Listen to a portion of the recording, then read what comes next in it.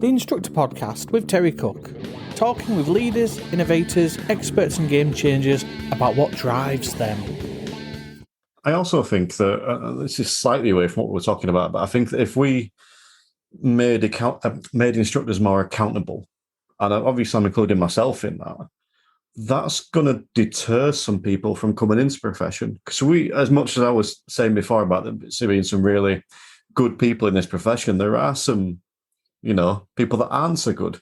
So if it deters those people that are just coming in it and have no interest, that have no care, that do the old do what I say, not what I do thing, then it might deter some of that and actually filter out. And it's like you said, it's not about using that to beat the instructors with. It's right, where's the problem coming from? But what you would want, and those instructors that you want out there would want, is to know how to be better. Yeah. To go, all right, yes, I acknowledge that these people are there. How do I change that? It's the carrot, not the stick. It's the solution, not the problem. It's fine to work a problem as long as you're working the problem towards a solution. Dwelling on a problem and living in that problem is not beneficial to anybody. It's about going, right, how do we fix this? So often people will phone up and they're complaining about something, or there's a problem and it's this happened and this person did this and I'm not happy about it because of this and they hurt my feelings, and all of those things that go on, during which I've sent an email, got a reply and said I fixed it, because I'd rather work a solution. And it's not that I don't care about feelings. Feelings are really important, but it's not fair is not the answer that you need. There's lots of these it's not fair situations. COVID was full of them, the pandemic and lockdown, and it wasn't fair. But let's work a solution. Let's find how we get people back into work, how we get things working, how we deal with the government. And my thought on that is, again, and I know that a lot of people will disagree with this, but I've just mandatory CPD. I think that it should be tracked. I think that it should be online and you should record everything you do. And I don't know how much, I don't know how little, but there should be something set out there. This is what you need to do to maintain your badge. And obviously, it shouldn't be a ridiculous amount. You couldn't say, right, you need to do 6 hours a week of this. It could just be one thing a year. But that's going to help people keep up to scratch. It's going to help keep people up to date. It might even reduce the need for as many standard checks. Because if you're doing if you're continually developing, it's going to improve.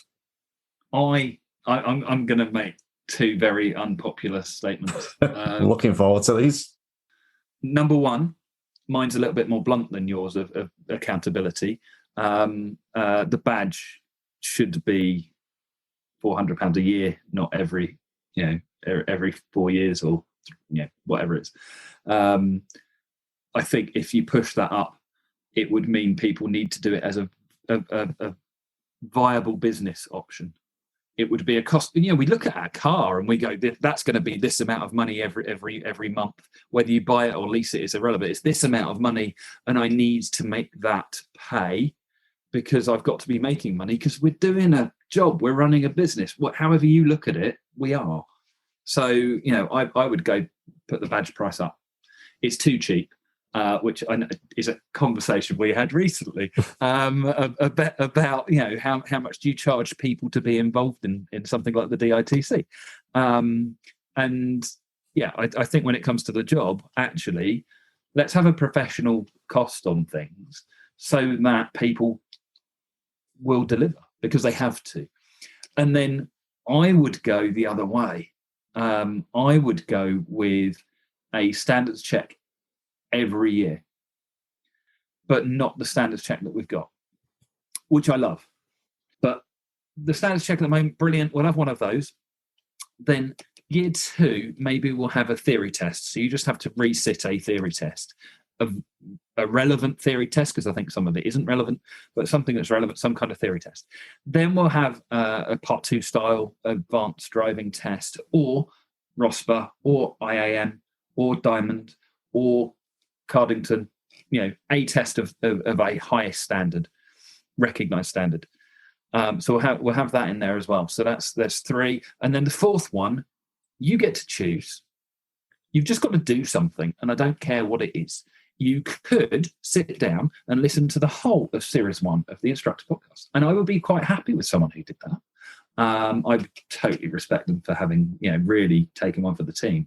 But yeah, but if that's what you're going to do, and you go, right, this is where I'm going to get benefit, I will find something that gives me benefit. You're not allowed to do the same thing twice in a row. Yeah. So each cycle, it's got to be something different. That's what I think we should be. That's what CPD is for me.